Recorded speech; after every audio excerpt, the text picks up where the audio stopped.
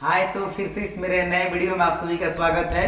सबसे पहले तो आप सभी को बहुत बहुत बधाई जिनका आज आंसर किया है, जो आपका 26 फरवरी, 27 फरवरी, 28 और 29 फरवरी, 1 मार्च और 6 मार्च का जो एग्जाम हुआ था उन लोगों का आंसर की जो आया है, आप सभी को बहुत बहुत बधाई।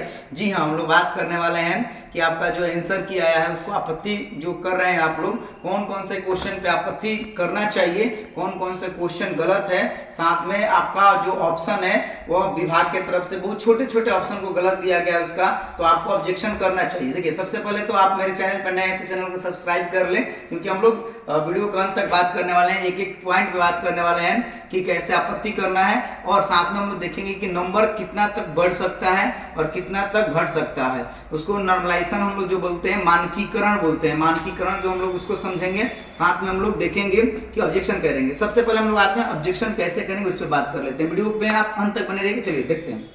सबसे पहले पास में लाके देखिए, गूगल में आएंगे, गूगल में सर्च करेंगे। आपको ये तो आपको आता है, मुझे पता है, सक्षमता.com, इस पर सर्च करेंगे। यहाँ पे आएंगे और आपको नीचे आना है, यहाँ पे क्लिक हेयर टू ऑब्जेक्शन, थोड़ा सा आप देख लीजिए। और यहाँ पे हम लोग जो भी आपका एप्लीकेशन नंबर, देखिए ऑब्जेक्शन कैसे करना है इसको समझ लेना है। सबसे पहले आप समझ लीजिए कि प्रत्येक क्वेश्चन के लिए आपको प्रत्येक क्वेश्चन के अलग से ऑब्जेक्शन करना है। इस बात को आप समझ लीजिए, ये नहीं कि कोई एक व्यक्ति ऑब्जेक्शन कर देंगे तो हो जाएगा, ऐसा कुछ होने नहीं जा रहा है। यहाँ पर आएंगे, अपना लॉगिन करेंगे, इस रूप में आपका पीडीएफ खुल जाएगा। देखिए, इस रूप में आप चाहें तो सेव कर लीजिएगा, ठीक है। यहाँ पे आइए, देखिए यहाँ पे क्वेश्चन दिया है, आप मिला लीजिए कि आपका कौन कौन सा क्वेश्चन जो है सही है, कौन गलत है, और साथ में क्वेश्चन को आप देखिए कि आप मतलब जो क्वेश्चन किए हैं और जो विभाग ने दिया है वो मैच कर रहा है कि नहीं। बहुत से प्रश्न है जो गलत हैं और बहुत से आंसर की गलत उपलब्ध कराए गए हैं। अब देखिए ऑब्जेक्शन कैसे करेंगे, जरा पास में ला के देखिए। यहाँ पर फर्स्ट वाला पर क्लिक करेंगे, ऐसे आएंगे, यहाँ पर चूज सब्जेक्ट क्लिक करेंगे, 1 to 5 तो 1 to 5 क्लिक करेंगे। चैलेंजिंग क्वेश्चन आईडी, देखिए ये क्वेश्चन नंबर जो दिया गया है इस रूप में, आप इससे नहीं घबराइए, ये सबका अलग अलग नंबर है, कोई दिक्कत नहीं। 1 से 150 नंबर तक ये क्वेश्चन है। कोई मान लीजिए हमको 4 से 56 मतलब 56 नंबर क्वेश्चन पर ऑब्जेक्शन करना है। और चैलेंजिंग इसको समझना है। देखिए क्या है, रॉन्ग एम्बिशियस क्वेश्चन है, मतलब क्वेश्चन को आप रॉन्ग करना चाहते हैं। दूसरा है मोर देन 1 करेक्ट ऑप्शन या answer in A question same option repeated, मतलब कि एक से ज़्यादा सही है और ऑप्शन को रिपीट किया गया है, इसके लिए है। तीसरा क्या है, all the options answered are wrong for a question, मतलब कि सारे ऑप्शन रॉन्ग दिए गए। जी हाँ, ऐसे बहुत से प्रश्न हैं जिनके सारे ऑप्शन रॉन्ग दिए गए हैं और करेक्ट ऑप्शन। तो जनरली रॉन्ग क्वेश्चन को लेकर और 4 नंबर, इसको मान लीजिए कि आपको करेक्ट ऑप्शन नहीं देगा तो इस पर आपको क्लिक करना है। और चूज आंसर, आप कौन आंसर करना चाहते हैं, 2 या 3, इसको क्लिक करना है और फिर यहाँ पर सबमिट कर देना है। आते हैं आगे, हम लोग बढ़ेंगे। यहाँ पे देगा पेमेंट के लिए, देखिए यहाँ पर इस तरह में खुल जाएगा, पे नाउ पे आएंगे और पेमेंट करना बहुत सिंपल है। आई मीन समथिंग रॉन्ग बता रहा है क्योंकि थोड़ा साइड का प्रॉब्लम चल रहा है। देखिए, तो आप लोग सभी लोग जरूर कंप्लेन करेंगे। कंप्लेन करने से लेकर किसी भी क्वेश्चन को दिक्कत है तो आप जैसे थंबनेल में देखे थे, आप हमसे पर्सनली संपर्क कर सकते हैं। पहले तो मेरे वीडियो में आप कमेंट कीजिएगा, जो दिक्कत होगा उसको लोग हम सजेस्ट करेंगे। आप मेरे नंबर पे, इस नंबर पे कांटेक्ट कर सकते हैं, 9801223580। इस नंबर पे आप हमको व्हाट्सअप कर सकते हैं। प्रत्येक क्वेश्चन को लेकर मैं आपको बताऊंगा कौन से प्रश्न पे आपत्ति करने हैं, ऑप्शन को लेकर आपत्ति करने हैं। चलिए थोड़ा सा लगे हाथ में हम लोग बात कर लेते हैं। जो नॉर्मलाइजेशन है वो क्या है, कैसे नंबर घटते हैं और बढ़ते हैं, और इस एग्जाम में सक्षमता परीक्षा में नॉर्मलाइजेशन लागू है और लगभग सभी लोग का आंसर किया गया है और 23 मार्च को रिजल्ट भी होने जा रहा है। तो आप पहले समझ लीजिए कि क्या है। सबसे पहले तो मैं राय दूंगा कि आप सभी लोग अपने प्रश्न पर आपत्ति करिए। देखिए, विभाग ने स्पष्ट कोई निर्देश नहीं दिया है कि एक की आपत्ति करने से सबको नंबर मिलेगा या जो लोग आपत्ति कर रहे हैं उनको नंबर मिलेगा। देखिए, बहुत से प्रश्न गलत हैं, बहुत से ऑप्शन गलत हैं, इसलिए मैं राय दूंगा। हालांकि एक क्वेश्चन के लिए 50 रुपया लग रहा है और इस तरह से विभाग को बहुत बड़ा राजस्व मिल रहा है, फिर भी मैं राय दूंगा कि आप प्लीज अपना नंबर अपना बढ़ाने के लिए, स्कोर बढ़ाने के लिए ऑब्जेक्शन जरूर कीजिए।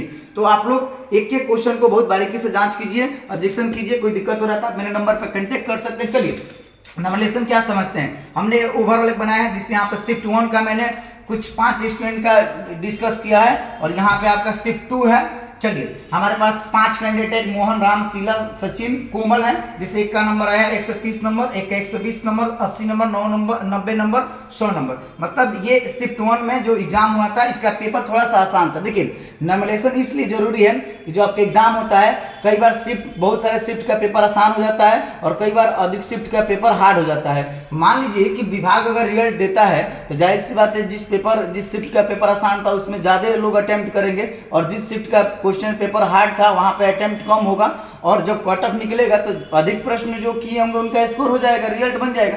इसलिए नॉर्मलाइजेशन को सेट किया गया कि एक स्टैंडर्ड बनाया जाए, एक पैमाना सेट किया जाए जिस तरह से हम लोग औसत में करते हैं कि जो कम है उसको ज़्यादा करेंगे, ज़्यादा को थोड़ा सा कम करेंगे, तब एक कट ऑफ तय करेंगे। हम लोग लास्ट में बात करेंगे कट ऑफ क्या क्या हो सकता है। तो यहाँ पे ये रो स्कोर है, रो स्कोर मतलब प्राप्त स्कोर है। ये शिफ्ट 1 का जो पेपर आसान था ये इजी पेपर है और यहाँ पे शिफ्ट 2 है थोड़ा सा हार्ड है या मॉडरेट कहेंगे। देखिए नॉर्मलाइजेशन जो है 3 बातों पर डिपेंड करता है। पहला होता है आपका पेपर का लेवल क्या है, मतलब स्तर क्या है। पहला जैसे कि आपका इजी पेपर होता है, मॉडरेट होता है और एक टफ पेपर होता है। दूसरा बात है कि जो कैंडिडेट अपेयर होते हैं उनके भी टैलेंटी पे डिपेंड करता है कितने मेरिट वाले हैं। ज्यादा मेरिट वाले बच्चे अगर शामिल होते हैं, कैंडिडेट शामिल होता है, जाहिर सी बात है कट ऑफ हाई करेगा, नॉर्मलाइजेशन जो होगा उसमें नंबर मतलब कम बढ़ेगा। देखिए यहाँ पर एक बच्चे को 150 मिला है, 120, 80, 90, 100 मिला है। यहाँ पे एक को 100 मिला है, 95, 105, 75, 80।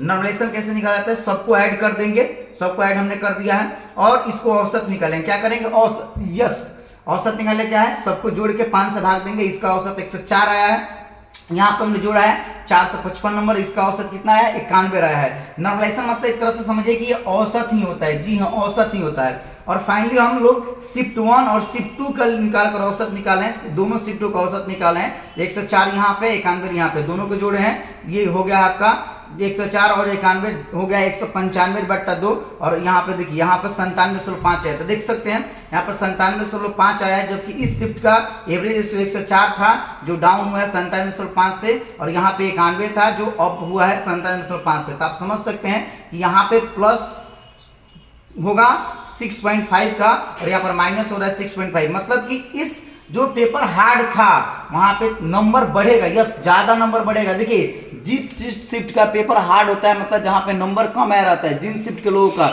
मतलब हार्ड होता है तो ही नंबर कम आता है जनरली, उनका नॉर्मलाइजेशन में 4-5 नंबर तक बढ़ता है, कई बार 10-10 नंबर तक बढ़ा है। रेलवे एसएससी के एग्जाम में तो 10-10 नंबर तक बढ़ा है। तो यहाँ पर देखिए जिनका रिजल्ट कम है तो सब में 6.5 नंबर, 5 नंबर, 4 नंबर बढ़ेगा उसके हिसाब से, और यहाँ पे 2-3 नंबर घट सकता है। हालांकि घटने की इस एग्जाम में चांस कम है, इस रूप में नॉर्मलाइजेशन होता है। लगे हम लोग बात कर लेते हैं कट ऑफ क्या। देखिए सबसे पहले तो क्या है कि अलग अलग कैटेगरी का अलग अलग है। जैसे कि आपको पता है कि जनरल के लिए 40% रिजल्ट चाहिए, मतलब कि 60 नंबर आपको आना चाहिए तो आप पास करेंगे।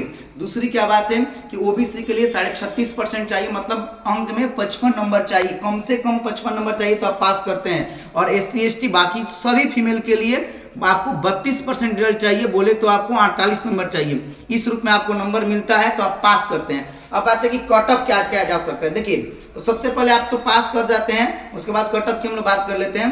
तो ओवरऑल जनरल लोगों के लिए कट ऑफ जो आपका जाएगा, कट ऑफ तो जाना नहीं है इसमें, आपको होम डिस्ट्रिक्ट की बात है। तो जो जितने स्कोर लेके आएंगे उनको फर्स्ट चॉइस मिलेगा, क्योंकि मेरिट बेस्ड चॉइस ये एग्जाम हुआ है। तो अगर जनरल की हम लोग बात कर लेते हैं तो 90 से 95, जी हाँ 90 से 95 जनरल का ये कट ऑफ जाएगा, उन लोगों को होम डिस्ट्रिक्ट मिलेगा। ओबीसी की हम लोग बात कर लेते हैं तो 82 से 85 जाने की संभावना है, 82 से ये मैं ओवरऑल बता रहा हूं। और SC ST और फीमेल की मैं बात कर लेता हूं तो 65 से 70 नंबर जो ला रहे हैं वो होम डिस्ट्रिक्ट को श्योर है कि पाएंगे। बाकी मैं आपको राय देना चाहूंगा कि आप प्लीज जरूर ऑब्जेक्शन करें, पैसा से नहीं, एक प्रश्न पे जरूर 50 रुपये लग रहा है। हालांकि विभाग का स्पष्ट गाइडलाइन नहीं आया तो ये पैसा रिफंडेबल भी हो सकता है, बाद में विभाग का एक हम रिटर्न करेंगे। लेकिन कल का बिहार बोर्ड ये बोले कि जो लोग आपत्ति किए उन्हीं का नंबर बढ़ेगा, तो इस केस में आप फंस जाएंगे। इसलिए प्लीज आप आपत्ति कीजिए और किसी भी प्रश्न को लेकर हमसे सहयोग लेना है या हमसे राय लेना है तो आप मेरे नंबर पे, मेरा नंबर क्या है 9801223580, इस नंबर पे आप पर्सनली व्हाट्सएप कर सकते हैं, मेरे वीडियो में कमेंट कर सकते हैं। बाकी मेरे चैनल पे नए हैं तो चैनल को सब्सक्राइब करें, वीडियो अच्छा लगा है तो लाइक करें और वीडियो को अधिक से अधिक ग्रुपों में शेयर करें। ओके, जय हिंद, जय बिहार।